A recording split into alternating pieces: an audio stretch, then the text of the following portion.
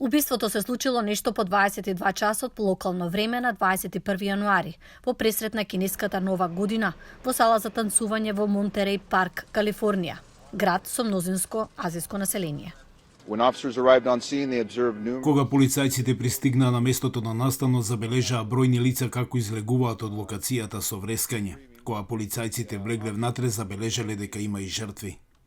Наводниот вооружен напаѓач пристигнал до салата за танцување околу 20 до 30 минути по првото пукање. Меѓутоа, две лица таму успеале да го разоружаат, пред да предизвика повеќе жртви. Официјалните лица велат дека тој побегнал од втората локација со бело товарно комбе, кое било забележано следното утро во Торанс, град на околу 50 километри југозападно од Монтереј Парк.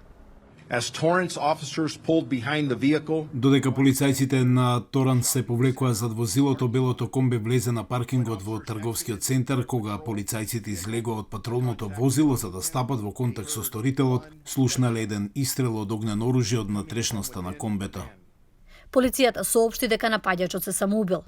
Подоцна полицијата откри докази во комбето кои го поврзуваат напаѓачот со пукањето во Монтереј Парк. Официјалните лица велат дека други осомничени нема. Председателот Џо Бајден вчера изрази жалење за жртвите, наредувајќи знамињата да се веат на половина копија во Белата куќа и други федерални згради до четврток. Подпредседателката Камала Харис, говорејќи на настан во Флорида, се осврна на трагедијата во Монтереј Парк. Сите ние во оваа просторија и во нашата земја разбираме, ова насилство мора да престане.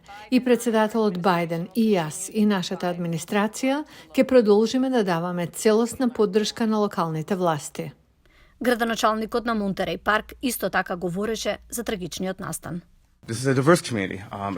Ова е разновидна заедница, многу разновидна заедница. Вчера ја започнавме нашата лунарна прослава и нашиот полициски оддел и многу свесни за незината различност во своите редови имавме и мултикултурен персонал и сакам да бидам сигурен дека заедницата да биде уверена дека нашиот полициски оддел ќе продолжи секој ден да ја штити безбедноста на сите што живеат во Монтереј.